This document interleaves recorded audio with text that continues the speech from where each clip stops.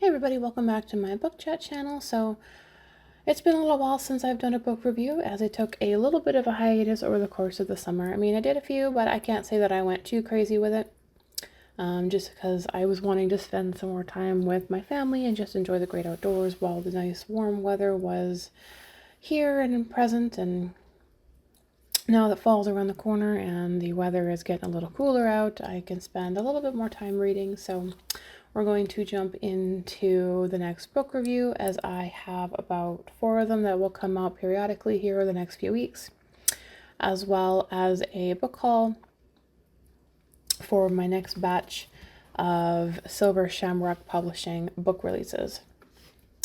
So, in true fashion, I'm going to zip through the book synopsis of the one that I will start with, and that one is called The Devil's Mistress by David Barclay.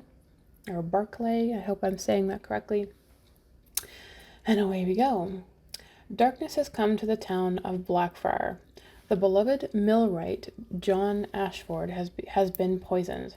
His daughter Isabella stands trial for murder. Rumor has it that she has consorted with the devil to do the deed, that she's become a witch. The worst thing, however, is what the townsfolk don't know. Isabella, is innocent. After visiting the local enchantress for a simple love spell, her life is beset by catastrophe. Her father turns up dead, her sadistic fiancé spurns her. Now in shackles, Isabel faces torture and death, her only friend the enchantress. The old crone offers Isabel a new choice: continue to suffer at the hands of her tormentors, or become the very thing they fear. So, as it suggests, this book is set in a old-fashioned time setting, Virginia 1705, when the concept of witch trials and witchcraft and all those kinds of things were heavily frowned upon, and basically if you went against the church, well, you were doomed. And it doesn't matter if you were a witch or if you were just a really intelligent person, you could be doomed to be one and of the same. So lots and lots of superstition, lots of, things being out of your control, especially if you were female. You didn't stand to inherit anything from your father. You were expected to marry and basically make your fortunes that way. So a very backward, old-fashioned way of thinking. And this book bases its story and timeline within that time frame and era. So most of these stories I find are rather interesting and intriguing for sure. This one was definitely a little bit dark, as it suggested that her father has died and her fiance has turned into a bit of a madman.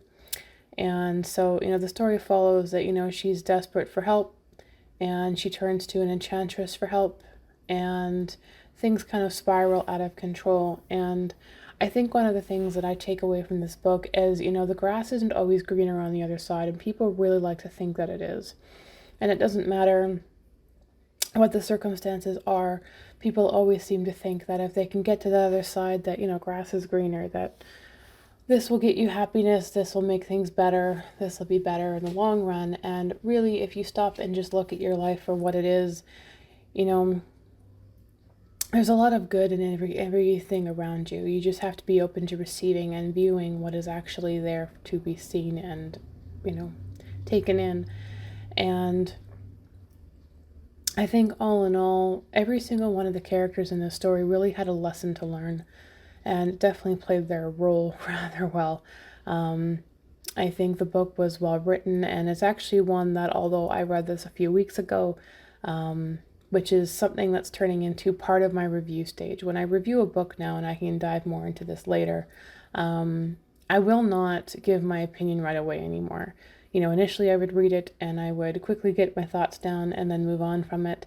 But I'm finding that it is a better practice to actually allow it to digest in my system for a little while, then go back and review it. Mostly because sometimes my initial thoughts of it are different than when I sit and think about more about how I really thought about the book. And the more a book sticks with me, the higher the review and rating I will give it. So, weeks later, if I'm still thinking, or that particular book or story comes across my mind, it obviously did better than my initial review may have suggested. And I have gone back and corrected some of those reviews in the past. So moving on with that same kind of thought and process, that again, it's been a few weeks since I've read this one, and the events of the story still come to mind.